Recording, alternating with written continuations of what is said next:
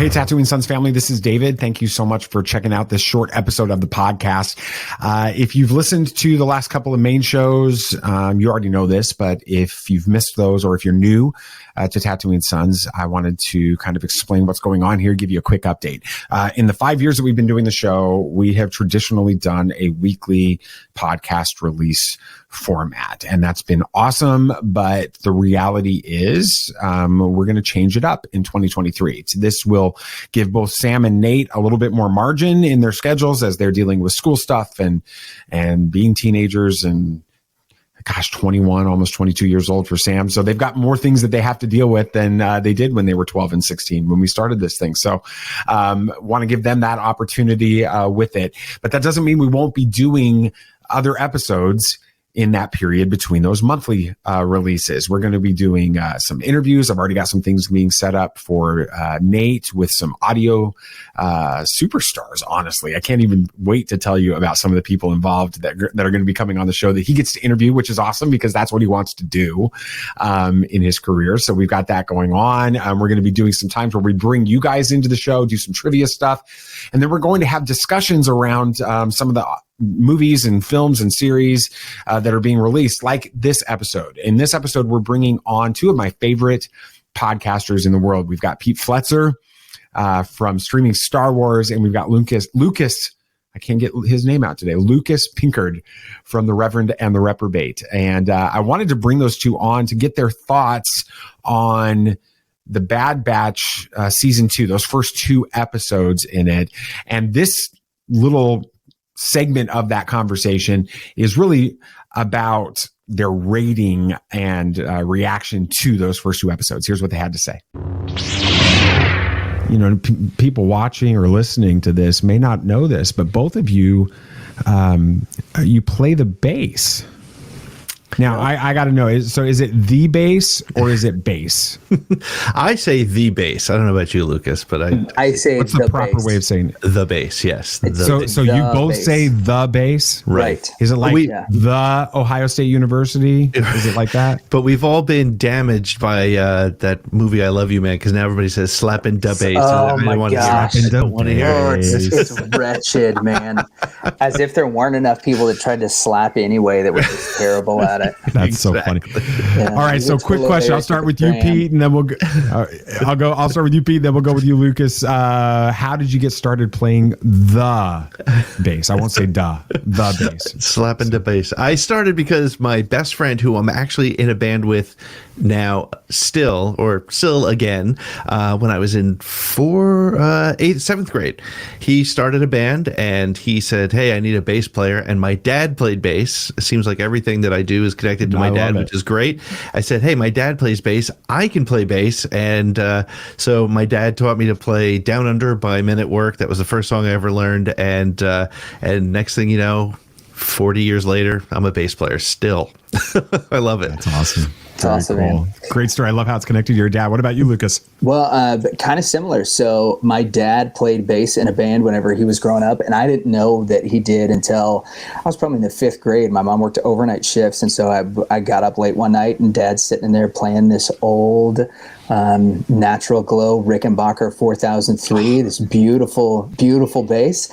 And then about 2 months later... Pete knows exactly what you're talking about. Yeah, and I have no clue what you just said. So it was built in the late 70s, like this beautiful bass in wonderful condition. And then 2 months later, I went with him whenever I was sick from school because he had to sell it to pay for our electric bill. And so like that was always one of those things, is like, this is, not only a connection to Dad, but something that I can do because I fell in love with that instrument over the next 2 months.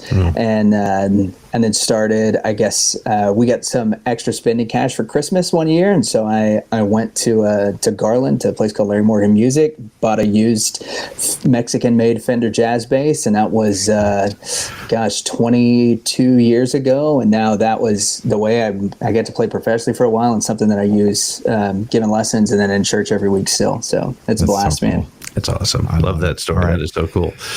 Which one of the Bad Batch would be the bassist? Wrecker. I think. Oh yeah, for sure, Wrecker. yeah, absolutely. That's absolutely. Cool. Well, let's do this. Let's talk a little bit about the Bad Batch season 2, episodes 1 and 2. We had Spoils of War and we had Ruins of War. And let's keep this really simple. Scale of 1 to 5 unidentified crab creatures, because that's the way they're listed on Wikipedia right now. So there's an opportunity out there, all of you listening to this, there may be an opportunity to name a canon Star Wars creature like, porgs out there. But anyway, scale of 1 to 5. I'll start with you, Lucas. 1 to 5 unidentified crab creatures. How do you rate the first 2 episodes of season 2? I give it 3. Because it wasn't anything that really wants to make me, really sucked me in to watch, episode 3, other than I'm a Star Wars fan. I love the Clone Wars. I really have dug the Bad Batch so far. But there wasn't anything in the episodes that disappointed me. It felt very, very on par. They were good, but they weren't great.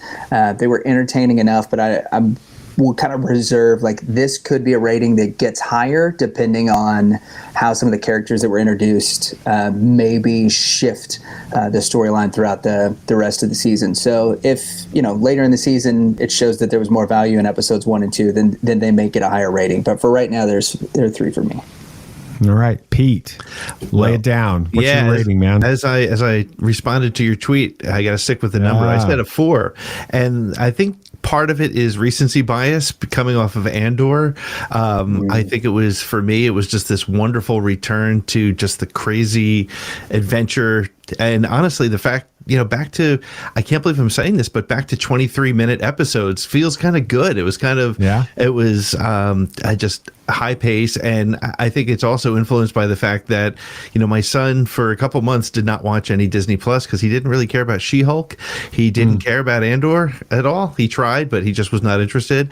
And we started watching Bad Batch season 2, and it told me a lot about it because he started falling asleep because we started watching late, and he said, "Dad, turn this off because I want to watch the rest of it." So I was like, "Okay, cool." So so that kind of influenced me, but I really did. I loved being back with the Bad Batch. I felt like some of season 1 felt like filler. This one, although, obviously it's the beginning of the season, didn't feel like it was one of those filler type episodes to me. And I know there's no such thing as filler because everything Filoni does comes back, but it didn't feel like these were stretched out or wasted. So the unidentified crab creatures are going to come back at the end of season 4, and they're going to save the day, like the Purgles. Fly in with Thrawn and Ezra, and they're going to come into live action, show up in Ahsoka, and we're going to be good to go on this. I'm curious now. So talk a little bit about season 1 of the Bad Batch, because we haven't had a chance to really talk about that on here with you guys. But tell me what your thoughts were on the whole series.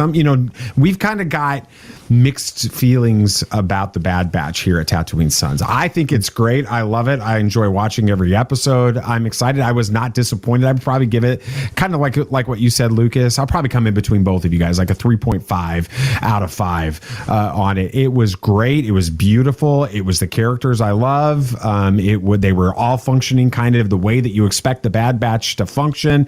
I was actually really excited. We'll talk about this a little bit later, but I was really excited about going to Sereno and with Count Dooku's palace and all of that. So that was a surprise. I remember kind of sitting up, starting to pay a little bit more attention when they talked about going there. So all of that was great. I love the Bad Batch. Sam seems to be, kind of like in the middle on it. He's sort of like, yeah, this is fun. We'll see where it goes. Nathan, every time we watch an episode, we finish it up and he's like, it was fine. I just don't understand why we need this series. That's what he says. So what are your thoughts? I'll start with you, Pete. Kind of go back. What are your thoughts on the Bad Batch as a whole? Yeah, it's funny to hear you say that Nate's sort of like, why do we need the series? And I felt that way early on. In fact, when the Bad Batch showed up at the end of Clone Wars season 7, I was like, they're going to do a whole series about those guys? I don't know if I'm interested. But what I think we're getting from this series, and what I think the reason this series matters, is because this is telling the story of the turnover from clones to stormtroopers, from Republic to Empire. And I think, that's one thing that's been really interesting about the way Disney Plus has been working, is telling us stories that we didn't realize we wanted to know or were interesting enough to tell. And so, to answer your question directly, season 1, I enjoyed it. And And then the last couple of episodes, I was fully in. Right. It did take me a little bit. I watched it every week because as a content creator, that's what you do. But also, my son enjoyed it, and so this was a show that we both watched. But honestly, I about halfway through, I didn't love it, and then as soon as it ended, I wanted more. So that was a good sign for me. But again, I think it's telling that story of the transition in a way that, and again, one of the things that Filoni does so well, and Favreau as well, as we're seeing in the Mandoverse, is by personalizing it. Instead of just saying clone troopers converted to stormtroopers, it's what does that mean, and how did they respond, and how did the worlds around them respond. So, I'm excited for where this is going. What about you, Lucas? What are your thoughts on the series as a whole? Yeah, so the series as a whole is like this return to fun for Star Wars for me. Like, I really love The Mandalorian and the things that Favreau has done there, but it's slow in its pacing. It's got that Western feel to it, and it's really made for more of an adult audience. Like I've got a nephew who's 5. He can't hang with most of the episodes of The Mandalorian. Right. There's just too much talking for him, right? But the Bad Batch brings back the fun. And if we think about this from like a generational standpoint, like the kids who were 10 years old when The Force Awakens came out, like they're graduating high school this year. Right? So what are you going to do to capture that next generation of Star Wars fans? And I really think the Bad Batch fits in that. I also really loved, especially through season 1, the character development of Omega. Omega feels like this new, like, young Star Wars lovers generation of Ahsoka.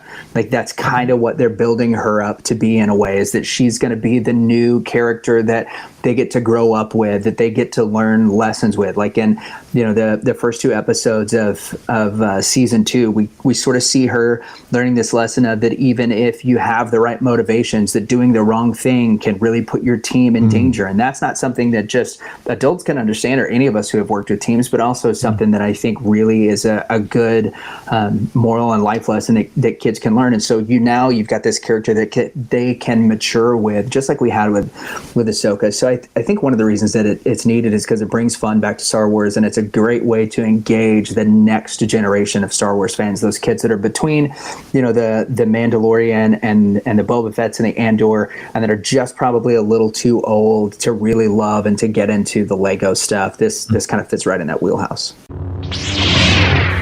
It's really hard to believe this, but when we started Tatooine Sons, it was actually because of Sam and Nate's love for Star Wars animation. And so it's really important to remember that all fans need access to Star Wars.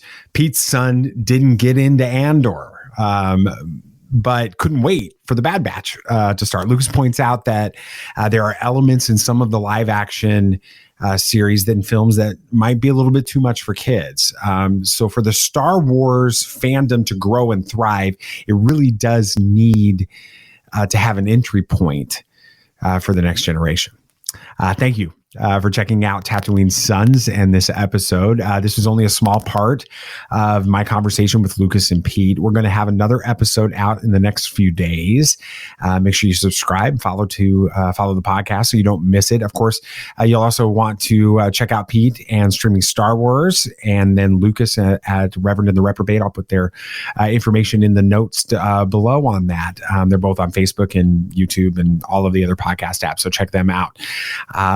Make sure you check out us too. Follow us, follow Tatooine Sons, subscribe to the show, and follow it, and check us out on all of our social media channels, Facebook and Twitter and Hive and all of them. We're there. That's Tatooine Sons with an O in Sons. And as always, may the force be with you.